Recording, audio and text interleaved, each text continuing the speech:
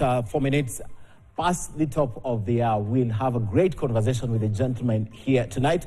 I'm speaking to them in a moment. But first, let's remind you of the newspaper, the Bold newspaper's headline tomorrow, and the reason why you should be buying the newspaper. Let's take a look at the headline on the Standard, and it's right there. Salaries crisis hits universities and, of course, counties. The government has or is yet to remit payments to the counties, and so there's a crisis both in the institutions and, of course, in the counties. Apart from that, there's a very important story that we spoke to and we're still speaking to. Protests, no more masked officers in civilian clothing. That is also on the front page of the Standard. Please grab a copy as soon as they get to the shelves in the next few minutes and read it boldly like the Bold newspaper. All right, away from that, tonight, Kawira Mwangaza will, for the third time, appear before the Senate for her impeachment hearing. Now, the Senate will once again determine her fate, only this time via the plenary, meaning she will face the committee of the whole House. She has 3 allegations against her, including gross misconduct and abuse of the office. She survived 2 other impeachments and even made up with the members of the county assembly, only to be impeached once again. Now, Kawira holds no sway in the House, having been elected as an independent governor, even though she has aligned herself with the ruling party. Now, due to the constant wrangles, we asked you on our big question tonight. Is it time the president dissolve the Meru County government? Is it time the president dissolve the Meru County government? Should the elected leaders be sent packing to enable a reset in the county? And we asked you to send your feedback. Now, the results are in, and 91% of you think that the county should be dissolved. I'll just be reading a few of them. Yes, the entire county government should go. The president should dissolve the entire county government. The entire MCAs have lost direction in providing leadership for the county of Meru. And Kawira should step down to end this tension, and the Senate to be rational rather than ganging up against her and betraying the citizens of Meru. Most of you don't write your name, so I'll just read. The entire government should be dissolved. Moses Mwenda, Meru County has let us down. Wamutua Kawira says you can't ban a store just because it has a rat, so you just dissolve the county just because of one governor. That is one of the rare no answers tonight. And of course, there are many, many more. The poll is out. 91 of you actually think that the county government should be dissolved. And of course, on Monday, the hearing begins in the Senate. The whole plenary will be listening to her submissions and, of course, she'll defend herself. And on Saturday, all the papers must be filed. On Sunday, all the members of the Senate must be served. We'll be giving you the video of the week a little bit later on, but now let's come back to studio with our discussion tonight. Before then, I understand that we are ready now with a little bit of history. Let's take a look at the headline. What made headline so many months ago, and this is the Standard on the 14th of August. The year is 2015. 9 years to the day today. The headline was why Western members of Parliament snapped Uhuru's sugar invitation. And of course, you know, President William Ruto has been in Gusii. He wasn't snubbed, but this happened to President Ruto so many months ago. President Uhuru so many months ago, 2015. And very interesting plan to scrap KCPE, KCSE examinations in new reforms. That is mooted long ago, 9 years ago, but it didn't happen. However, right at the top of the Standard, there's a story that is very relevant to us tonight, because the teachers' union then were urging the state, or were arguing their case before the Supreme Court against the government. Now, the teachers have also issued a strike notice that I think Dr. Alfred Mutua is attempting to resolve. That is back in history, 9 years to the day today, and on that day, we also reported about the death in the sea. Gentlemen, welcome back to the show. I guess we have to clear with this issue of the security personnel, and I'd like to begin with Dr. Duncan Ojwang. The Rome Statute, the international criminal law, now has made it possible for what I would call in law vicarious liability by the senior officers, such that if they no longer are willing to rats on members of their squad or the troops they send out there, because they're protecting them, they will take responsibility. Now, this emerged during the Baby Pendo inquest. Is this very progressive, and how is it progressive? Because one of the reasons that we see these hooded, masked police officers, we have to assume, because we don't know they are, except they're carrying guns and driving in official cars, because they're being protected. Now IPOA tells journalists, please provide the pictures. The pictures have hoods and balaclavas. You can't know who they are. They are dressed in civilian. But now you're being told if you're an IG, a ranking officer, the operations commander, you will take responsibility. How is this important for Kenyans today? Commander responsibility have always been there. Because these are forces or are police, they go with command.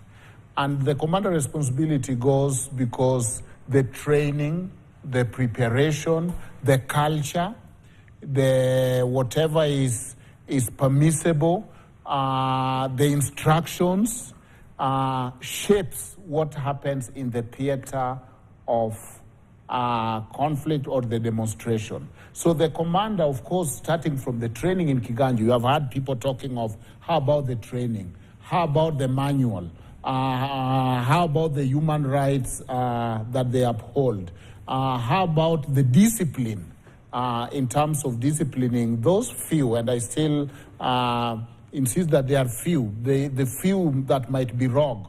What measures do you have in place for that?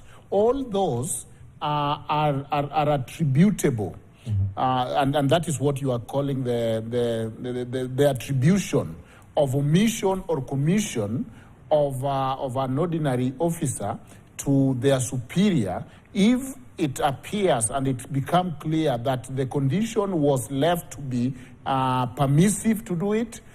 There was a little bit of laxity in terms of enforcing the rules because there's a rule of law everywhere, and there is mistraining or undertraining. So that has always been there, and that is important. Finally, yes, how important it is. Remember, the Rome Statute became very relevant to when the things were pierced to give personal responsibility. Before, it would be going for the government or the country, and that was too vague. But when it was pierced to be, we are going for this individual, then now individual become more accountable. Should we be doing that with more other things like discrimination rather than report, saying how can you have a system where you have only hired people from your village? We attribute personal responsibility. Then people will be more cautious and more careful, yes. Very well said. Cyprian, the mischief that this law is trying to address cannot be avoided now, because Kenyans have complained a lot in the last few weeks, especially with the presence of these people on the street. Does this really give hope, or they can still find a way around it? The central thing that we are trying to resolve here is impunity. Impunity really is the back. We want to break the back of impunity. And as Dr. Yuang says, you must look for mechanisms of enforcing accountability. And to enforce accountability, you must create an environment where somebody is held responsible for what happens in that theater of operation by security officers. And therefore, the mischief that we are trying to cure here, and we have restated it many times now, is that we must give every, how do I call it? We must look for every way, every tool, every device that there can be, so that somebody is not dead on the street or hurt on the street, and we do not know who to hold responsible. And the reason I say that we are trying to break the back of impunity is because impunity is really the central problem to governance in Kenya. We only have one problem to Kenya's governance. It is the problem of impunity. Mm-hmm. Everything that happens that we complain about is because of the problem of impunity. Is it because of the weak institutions, Cyprian? Or what catalyzes this impunity in the country? What gives me that feeling that I can get away with it? Because impunity, that's the impunity comes from what we call the 5 I's. The first one is the institutional capture of the state. Once the institutions have been captured, then people can be able to commit acts with impunity because they know that there's no way you're going to take me to. Mm-hmm.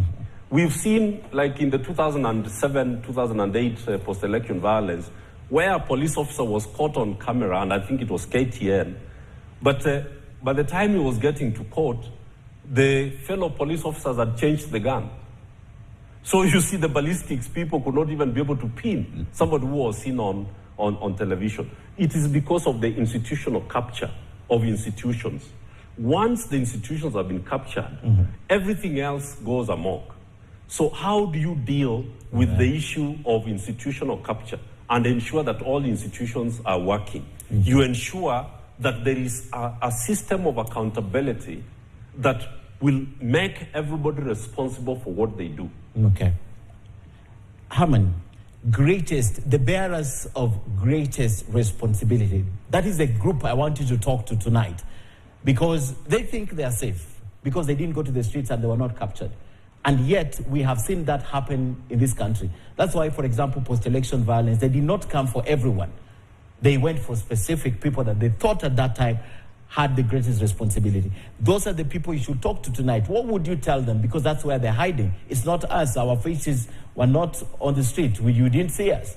And now the magistrate court says, no, we will come for you.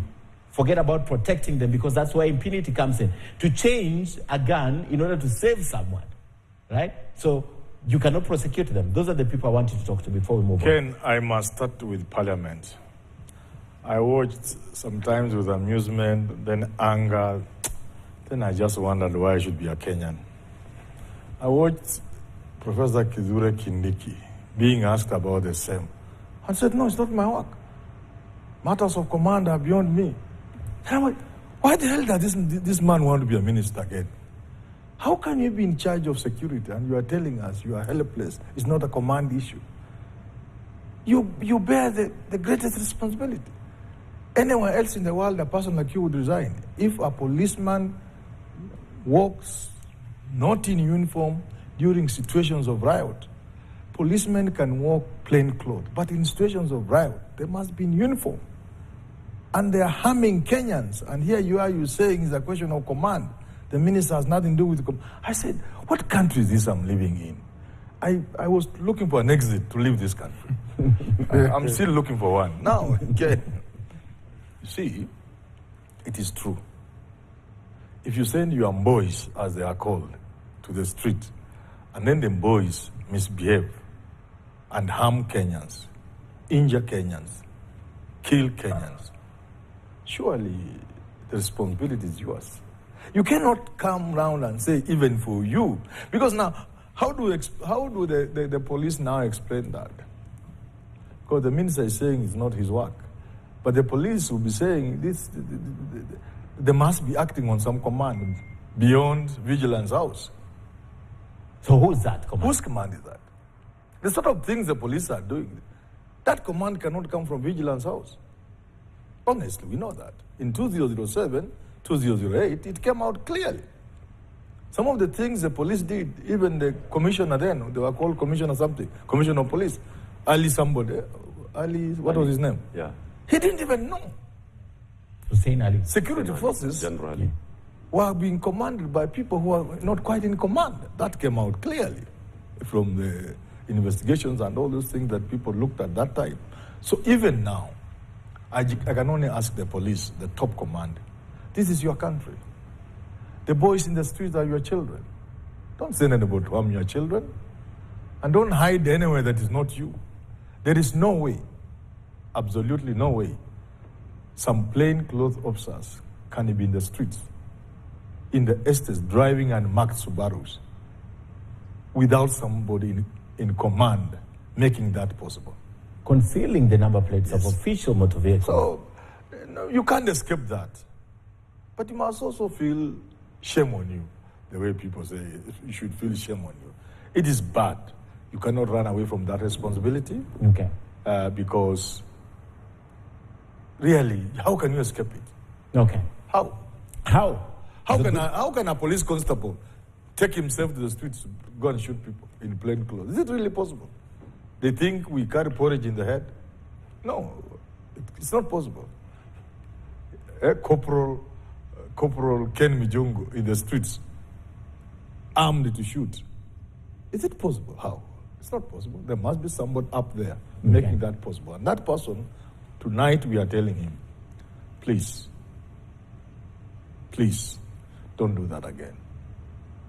Even if nobody does anything to you. Because these are your children. Can I Fellow citizens. You can't do that too.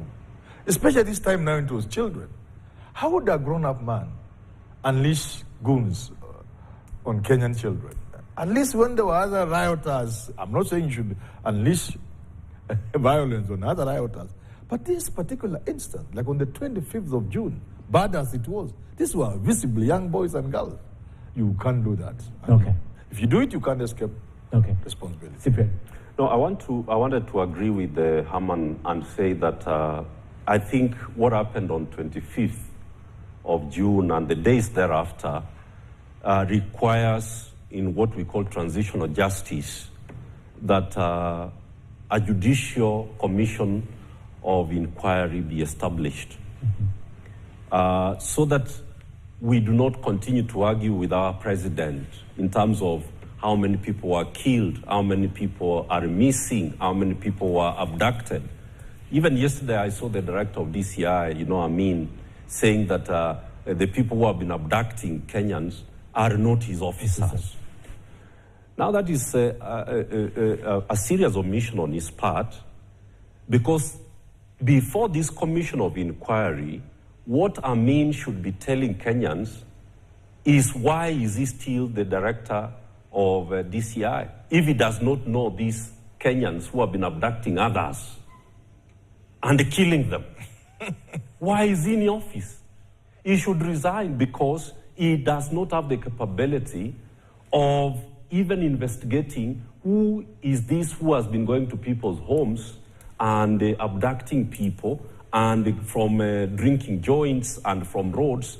If you are saying that it is not DCI officers, and it is possible, as Dr. Ojwang said, then you do not know who these abductors are. So what are you doing? Then why are you in office? If you have not compiled a report and tabled it in Parliament, saying that in fact we've come to know that those who are not police officers who are abducting people, that these are individuals A, B, and C. From our investigations, we've now established that these were thugs who basically were abducting Kenyans. That is why I think a commission of inquiry, a judicial commission of inquiry, needs to be set up so that we do a proper inquiry and establish the facts, so that IPOA and the details they have, so that everybody, all the commanding, the officers who are commanding, this one of Nairobi, for example, should come and tell us where did he get the authority to suspend the Constitution and say that I cannot allow you to hold Maandamano. Where did he get that power from, which supersedes the Constitution of the Republic of Kenya? He should come and explain that to the Judicial Commission of Inquiry. And that is where people will take responsibility, because the junior officers will come and say, it is Bungei who actually commanded us to be on the street and to do the kinds of things that we did. So if we let this to pass without a proper mechanism to actually hold police officers accountable for what they have done over the last 2 months, how do we assure Kenyans that it will not happen again? Okay.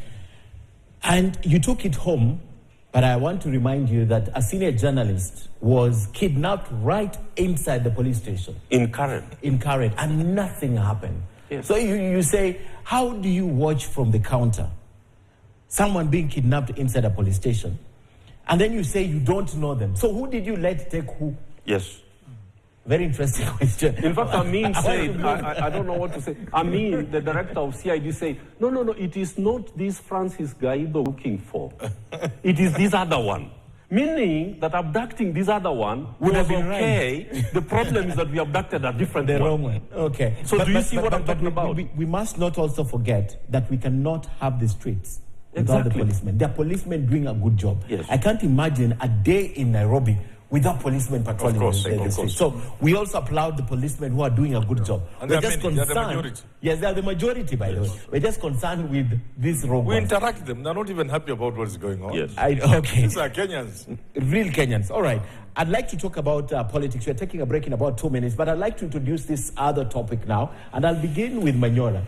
This ODM party, does it exist? Does it not exist? Why does it want to exist and not exist at the same time? Where is it?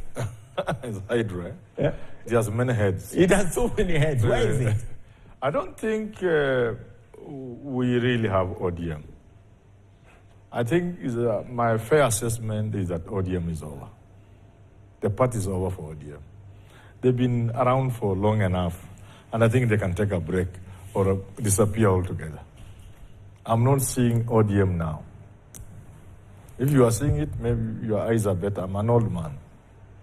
I don't see ODM. Where is it? It's gone. Dr. John. ODM wants to have its cake, and it still wants to eat it. Yeah, maybe very briefly, even as we finish the topic on the police and the unfortunate incidents. Oh, you're taking us back there. No, just one comment. Okay. That maybe there are some things that are beyond law. Even to follow law is a moral choice. And therefore, sometime we need to work on our culture, our values, and even our orientation. Because even those who put Article 37 in the Constitution did not anticipate that every time that right is exercised in Nairobi, it means business people are scared of opening. So there need to be a better conversation around that. But about ODM is well and kicking, I think. It's only that we have organized our mind that we believe there are people who have to be the institutions for the opposition. I think they cannot go to this corner. They are adoptive. Raila himself is very riverine, and that has been his strength. And so if you don't find ODM in the corner or in the street that you expected them to find them, but you find them governing and holding government at the same time, I think that's a good thing, because they are dialogic and they are very riverine, and therefore don't straitjacket them to be the opposition party. I think the Constitution talk of we need opposition and we are a multi-party, but there is nowhere it was written and the Luos shall be the opposition. That's right. And ODM shall be the opposition. I'm coming back with the discussion, Cyprian. I'll be asking you a direct question. Yesterday we were told that it's the former President Uhuru Kenyatta who called Raila Odinga to go and meet William Ruto. I'll be asking if you believe that. I see Manyora nodding. Time for break. We're back in a moment.